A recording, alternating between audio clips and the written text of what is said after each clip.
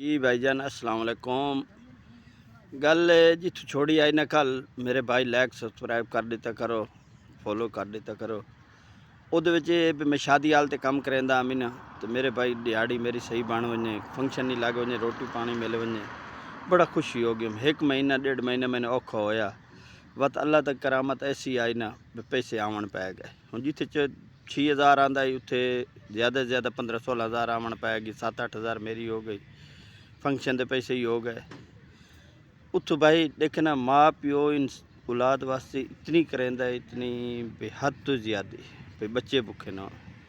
बच्चे छोटे हैं, मैं आखे चलो ये भी मेरा हिसाब किताब सही हो गया, खर्चा पानी बन वने, उत्तों रोटी की जो सालन बच्चे जिस बच्चे ने लाए वने एड मैनेजर सही आई।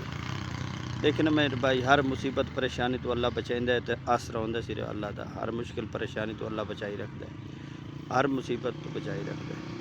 तो बच्चों नूं सोचना चाहिए है, जिले छोटे होंदे ने उसले माँ प्यो कितनी खिदमत करेंदा है, तो जिले जवान हो वेंदे ना हर बंदा अपने हिसाब नाल चलन पै वेंदा, उसले माँ प्यो नूं पुछदे ही नहीं, दसेंदे ने भाई यार अबू जी तैनूं तो पता ही क्या नहीं इस गल दा, सानूं ज़्यादा पता है। देखने मेरे भाई माँ प्यो की इज्जत कीती करो, बहु जितनी हो सके माँ प्यो की इज्जत कीती करो, क्योंकि उन्हें बड़े दुख डिठे हुए होंदे ने, बड़ी मुश्किलों नाल तुहानूं पाले सांभे, तो उन्हें बड़े दुख डिठे हुए होंदे, उन्हां दी बड़ी इज्जत कीती करो। ठीक है, अल्लाह हाफिज़ भाईजान।